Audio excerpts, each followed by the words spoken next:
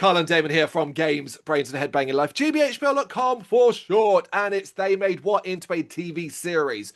Earthworm Jim, Season 1, Episode 8, The Egg Beater.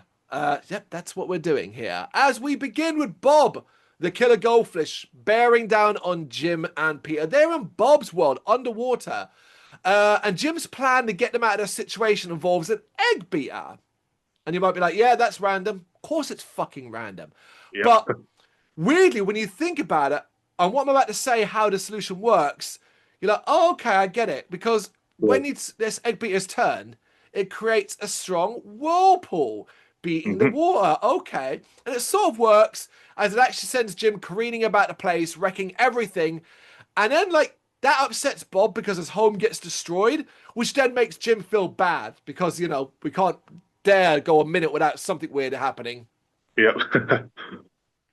But in a rare moment, and I guess a sign of what's going to come in the future, following the opening credits, we get a story that actually links to the cold opening. So the cold opening isn't random. It's not on its own. It's part of the story. Yeah, I think that's the first time it actually happened. So Yeah, because the egg beater belonged to Jim's neighbor, Ethel Belveridge. And she's not happy to hear that Jim left it behind during his battle with Bob. Basically, she wants it back.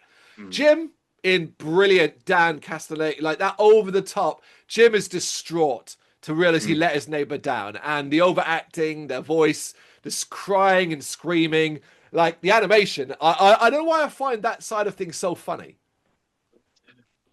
I mean, considering that this was made again in like the 90s or early or late 80s, I think it's I think it's late 90s. Oh, the late 90s. Yeah. I mean, it still looks really, really good. You know, Yeah. and obviously I'll always praise the voice actors, you know, because they do amazing jobs.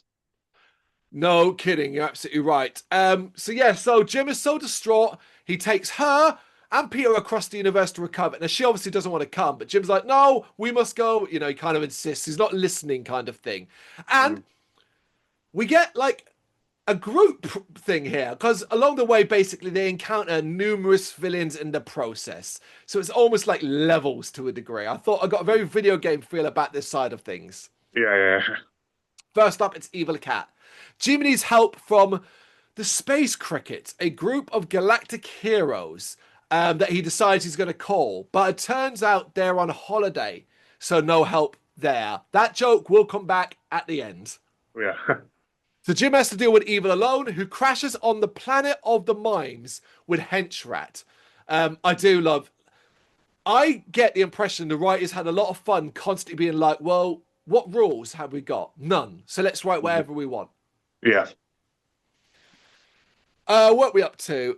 Jim, Peter, and Ethel arrive on Bob's watery planet and are shocked to find that Bob has rebuilt his killer robot squid with the help of Professor Monkey 4 Ahead, but it's new and improved.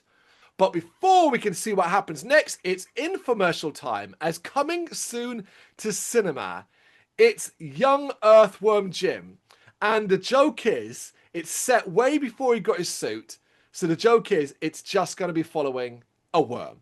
Oh, well. Just doing worm stuff. So you're kind of like, yeah, that's probably not going to be interesting. I like the joke. It's silly. Yeah. Through some really wild antics involving a bomb, Jim is able to defeat Bob again, who refuses to give him the egg beater, but he does reveal that Professor Monkey 4 Ahead has it now, which is where Jim, Peter, and Ethel head up to next, much to her unhappiness, because she's constantly complaining about being dragged along. Professor Monkey for a Head is gloating over completing work on a hypno laser for Queen Slug for a Butt, revealing that the last thing he needed to make the machine work was the egg beater. Don't ask about the hows or the whys, it just is. Yeah. Professor Monkey for a Head needs to test it, and happily, Jim and company are incoming. But Sidecrow arrives first and takes the laser away to the Queen. When we said everyone's in this episode, this is what we mean. Everyone's in it. Jim and company crash in, and Professor Monkey for a Head tries to defeat them with some of his other inventions, but inevitably fails. Not even a freeze ray can help, but at least the Space Crickets have finally arrived. They're here to help. They're back from the holiday. As it's revealed, they are crickets. Yeah. So they're too small to actually help. Good joke. Yeah, because Professor Monkey for a Head is defeated, and Jim, Peter, and Ethel chase down Psycho in space. But they end up careening towards the sun, but some really powerful suntan lotion ends up saving the day.